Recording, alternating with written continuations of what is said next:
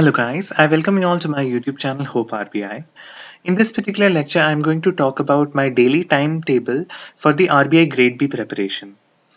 You see, right now I'm dealing with the SBI PO mains examination as well, so my current timetable is a little different from this one.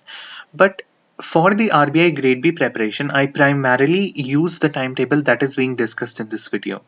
For all the students who are preparing for this examination and are not currently employed anywhere, they must see this video till the very end because some important points will be discussed in this video regarding how much time should be given to each and every subject throughout your week or throughout your day. And for all the students who are preparing for this exam and who are currently employed somewhere, the time distribution will be discussed at the end of this video. So stay tuned and watch the whole video. So, first of all, I'm not a morning person. I'm a night owl. I don't like waking up in the morning, so that's a disappointment. But I start my preparation from 9 a.m. I start by reading the newspapers. I basically approach two newspapers. First is the Mint, and the second one is the Business Standard. I am subscribed to both these newspapers. Um, First of all, my reason for reading the Mint is because it is mentioned in the syllabus. So that is the main importance. Plus, the language in this particular newspaper is extremely easy to understand. And secondly, my approach is a little different. I don't rely on the newspapers for the news because I think that most of the websites that I've discussed with you guys for the current affairs preparation, they cover the whole lot of news and PIB itself. So there is no need to read throughout the whole newspaper. So I complete two newspapers in 1 hour by dedicating 30 minutes only to study the editorial sections in them because Livement and Business Standards hold a really good quality of the editorials. I basically do this to make my own perception regarding various issues prevailing in the nation, as well as to um, improve my writing abilities whenever I encounter a similar kind of question in this examination for subjective portion. So that's what I do, and after that my time goes from 10 to 11:30. I basically open the website of Affairs Cloud daily, Affairs Cloud, and I start making notes. I have shared my notes of Affairs Cloud, the sample notes of Affairs Cloud on the Telegram channel. The link will be in the description. You can check it out. And I also open the site of PIB and I actually make a little notes, shortened notes of the news which is not discussed in the Affairs Cloud because some of it is already discussed in the Affairs Cloud. So the things that are relevant to the syllabus and are not discussed in Affairs Cloud, I make the notes from the PIB. Also, I check out the PIB of the previous day because because the PIB of the previous day contains the whole news altogether, but for the present day PIB, the news will be completed at the end of the day. Okay, so that is why I always check out the PIB of the previous day. After that, I move on from 11:30 to 1. I practice the English descriptive section. Very much important. People are, really not considering this thing very, genuinely and deeply. They actually miss the part. Most of the students I have seen the interviews of various people, and they say that they have, prepared well for the ESI section. They had prepared well for the FM section, but they actually lost their marks in the English descriptive. So this could be a bigger mistake. That is why I dedicate almost 1.5 hours for this particular thing. So what I do is I search for a topic, search for a prevailing topic, and I research for it. I don't start writing, only by just looking at the topic. I just research for it and collect some relevant points that could be added into the essay. And after that, I write a sample essay. But there is a disadvantage because I am not subscribed to any courses or any online coaching institutes. I am not able to get my paper checked, get my content checked, that what could be added or what could be eliminated to make it a great descriptive essay. So that is a main disadvantage, but I am trying to improve because the quality that I wrote before and the quality that I write now is totally different because I research for it and I'm working for it very hard. I'm watching various videos on YouTube itself to improve that how can I write well, how can I type well. So that is what I'm doing from 11:30 to 1. After that, I dedicate a half an hour, not more than that. From 1 to 1:30, I dedicate a half an hour for my vocabulary building.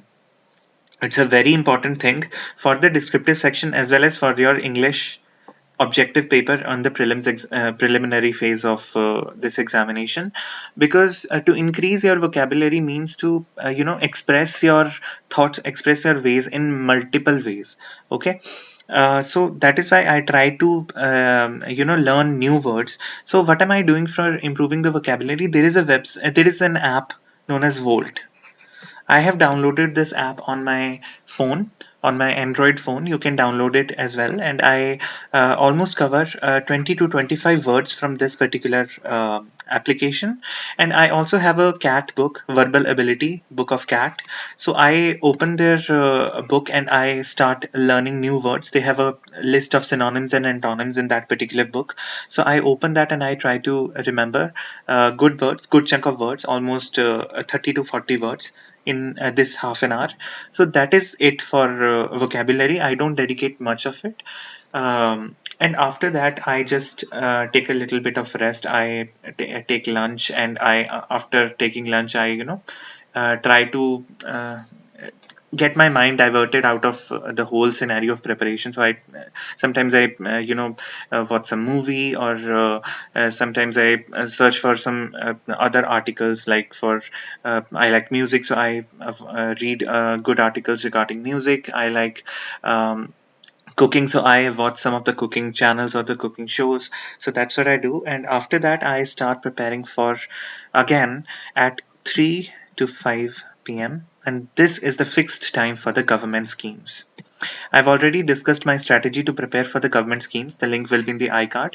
So government schemes are really very important for your examination, and I have dedicated, this is my fixed time of 2 hours. I dedicate this time to prepare for the government schemes daily, whether it's Sunday, Monday, Tuesday, whatever. And after that, I from 5 to 5:30, I close everything, close my laptop, close my book, and I start meditating, because obviously you deal with a lot of things mentally, physically, while you are preparing for this exam. A lot of thoughts prevail in your mind that I have not succeeded in this one, I have not succeeded in that one. What will happen in the future? It really plays with your mind. So to calm myself down, I try to meditate, because I had been through a lot, and to not allow that particular thing that happened to me take over my whole mind, and to take my whole concentration out of my preparation, I actually meditate. I do a little bit of yoga in this particular time, not too much, but I do it just to make my mind calm. And after that, I start again from 5:30 to 8. This is my fixed time for quant, reasoning, and English. This is my fixed time. I do whatever I want to do regarding these three topics. Sometimes I take sectional mocks, sometimes I take whole mocks, like RBI whole mocks, RBI grade B phase 1 whole mocks. Sometimes I try to take sometimes I open a book and I try to solve the difficult level questions. Like I have a cat book, Sarvesh K. Verma, Quantum Cat. So I open that and I try to solve level 2 and level 3 questions from that particular book. So it is very important for you guys to keep in touch with these things. I am very much familiar with these things, but I still want to be in that particular uh, aura that I make myself for solving these kind of questions very quickly. To be able to solve them eventually in my examination. So that is why I'm attached to these three very much daunting subjects, but it is very important for you guys for this phase 1, because level will be difficult. Who are we kidding? Next thing, from 8 to 8:30, I try to revise my daily current affair that I made notes of from the Affairs Cloud and the PIB website. I try to memorize the facts, and it is a never-ending process. You have to revise what you read. Revision is the key.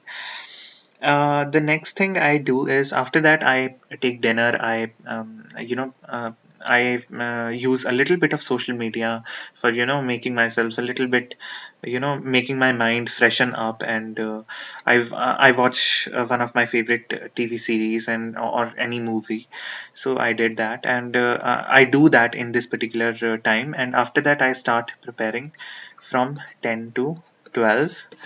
This is the weekly thing that I do. From 10 to 12 and 12 to 2 at night, what I do is, suppose this is Monday, so what I do is, from 10 to 12 I will study ESI, and from 12 to 2, from 10 to 12 I study ESI, and from 12 to 2 I study finance. And the next day, suppose the next day is Tuesday, so I on Tuesday I do the same thing in continuity, 10 to 12 finance and 12 to 2 management. And the next day again, management, then my ESI. And this goes on till Saturday. And when the Sunday comes, I revise everything, be it ESI, be it finance, and be it management. So this is what I do basically. I study for 2 a.m. My routine is very much, consistent. It only breaks when something bad happens, or when an emergency situation comes, like when I fell sick, or I have been falling sick for a lot of time. So this is what I do basically for the RBI Grade B preparation. And my approach for the ESI and finance, as you know that I've already prepared for this exam, so I am familiar with the concepts already. What I do is I search for questions regarding various topics. Like for example, I'm studying growth and development, so I search on YouTube, or I search on Google the questions regarding the growth and development. I even go through the NCERTs, and I see some of the static questions that are actually given in the book, and I try to answer that in my own language. And I also research for it, that what material or what current affair or what fact could be added into my answer to make it more impressive, or how can I manipulate this particular answer to make a good impression to the examiner by attempting this particular question. So all of that thing comes into my mind, so I just research for it all of the time. I'm in front of my laptop and doing these things, because it was really traumatizing when I was not selected last year. I really dedicated a lot of things for the preparation, but this time I'm approaching it on a whole new level, so that if any kind of question comes in the examination, I would be able to attempt it. Whether my attemptation is good or bad, I will have to make it, able to crack and to make it to the final list. That is my main motive here. So that's what I do. This basically, the whole time that I'm dedicating is obviously given by someone who is not actually working somewhere. So that is why I told you guys that if you're not working anywhere, you can follow this kind of regime, that you dedicate certain hours to this particular thing. Also, there is one thing I forgot, that when I do the English descriptive section from 11:30 to 1, it is not a daily thing. I do it alternatively, and in alternative days, I try to study a report, any report. Currently I'm studying world development report, so I have downloaded world development report in actual document, as well as I have some summarized notes. You can easily find that on Google. Just search for it. Just search WDR and UPSC, and you will find the summarized notes, or even websites. So I'm actually dedicating this much. I'm not completing one report in one day. Obviously you have to take time to understand the concepts. So that is why I just start a report, and I don't think about that I have to complete it in a certain time limit. I just study it, and whatever time it takes, I just understand the concept and I try to do that. So that is all that I am doing for uh, now. I should talk about the aspirants who are currently working. So for the working aspirants, it is very much difficult for you guys to manage time, because obviously you need to go to the office and work there as well. So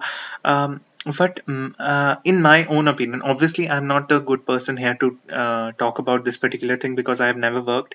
But according to my own perception, what you can do is you can dedicate almost 1.5 to 2 hours for the current affairs before you go to the office, and after you come back from the office you can dedicate 3 to 4 hours for the actual subjects. Like if you are good at quant reasoning or English, you can dedicate 1 to 2 days in your weekends for these particular thing. But for daily 3 to 4 hours you must try to give for the ESI, finance and management sections, because these are really very important. And in the mains examination these are the subjects which are going to determine your actual score, actual final score. So you can do that. And after that, if you have weekends, Saturday and Sunday off, you can dedicate about 9 to 10 hours for the preparation. In that also you can revise the concepts that you had already studied daily of the ESI, finance and management. You can take mock tests regarding phase 2 or even phase 1. And also you can read a little bit, some miscellaneous topics, like for example your government schemes or your reports and indices. You can dedicate 9 to 10 hours on your weekends for the particular preparation which you could not do in your weekdays. So that is what I wanted to say. And the whole strategy for making a timetable, I cannot actually tell about that for the working candidates because I have not worked. So I recommend you guys to check out other videos on YouTube. Obviously there are many regarding the timetable of people who are preparing for this examination and who are working somewhere else. So that would be really beneficial for you guys to do. And at last I just want to say that even if you dedicate 8 to 9 hours a day for studying, it will only matter to you if you are consistent in that. Consistency is the key, because if you're not consistent, you follow it for 3 to 4 days, and after that you just start skipping one thing or just start skipping two things, and after that your strategy is all gone, and you also need to further make another timetable or another timetable. So that is not a good way to deal with things. I have dealt with this thing. I there was a one rough notebook I started making, um, a timetable for myself. So I filled a one page from this, that did not work. So I made another one, that did not work. I made another one, and I almost spent the entire rough notebook for that particular thing. I spent the entire notebook for making a timetable that I could not follow. That was my own fault that I could not follow that. So don't be like that. You have to be consistent on whatever you choose for yourselves. If you want to follow this particular timetable of mine, you can definitely follow it. But obviously you guys might be having different situations, different circumstances. So obviously you have to change a little bit. You have to make some changes in this particular timetable, but stay consistent with it. Don't waste time, because it's very precious and you cannot imagine when the notification will come, obviously. But if it is very soon, then you don't have much time to waste. So thank you so much for watching this video. If you have any doubts regarding this, please comment down below. I'll be happy to answer all your queries. And thank you so much for being on this channel. Thank you so much for being a great audience. Have a wonderful day.